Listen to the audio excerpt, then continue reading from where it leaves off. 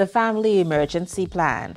It is broken up into 4 sections, and it has my emergency information, my important numbers, meeting places, as well as current medications. And there's one more, your will or power of attorney. But not to worry, it's for your parents to think about. The first part, your emergency information. Because you're doing this with your family, be it your mom, your grandparents, your sisters or brothers, or even your neighbor, you have to fill in the name of the household member, and we have 6 beautiful spaces here on this plan for you. If there's more, no problem, just use the back of the sheet. You put each person's name, your blood type. If you don't know your blood type, feel free to go to PMH and they'll assist you. Next, your passport or ID number. All of that identification, there's a slot here for everyone. Your national insurance number, for those who have driver's licenses, for those that have health insurance or life insurance numbers, banks, credit cards, all of the account numbers and branches. There's also a section here for them as well. And then the second part, my important numbers. This is very essential because it says members of support network. These are the persons who do not live in your household. These can be persons that perhaps if you live in Baintown and somebody lives in South Beach, that is how we connect the members of the network. So you're on the same island, but you're not in the same location, which is very essential. So you have the name of that person there, the relationship, it can be your friend, it can be your aunt, your cousin, your pastor, whomever, as well as the addresses. So if it's number 4, St. Vincent Road, so be it. That is what you would put for Pastor Brown, relationship, pastor. We have 3 slots here for the members of your support network. And then we have out-of-town contacts 1 and 2.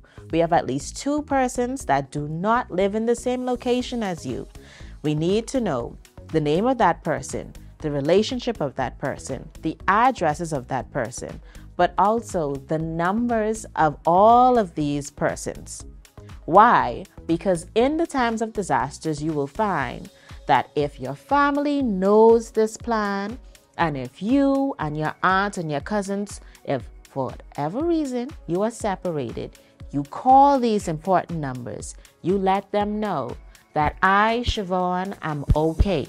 I am calling my member of my support network in South Beach, my Aunt Sally. Aunt Sally, I'm not where my mommy is, so I'm just letting you know I'm okay. This is where I am. Now we're going to get to that this is where I am. The agreed meeting place. In the times of disasters, sometimes families are separated. And so if we agree to meet on Blue Hill Road at a church, we're going to put the church's name, the address. This is where we will all agree to meet in the event that we are separated and it's safe.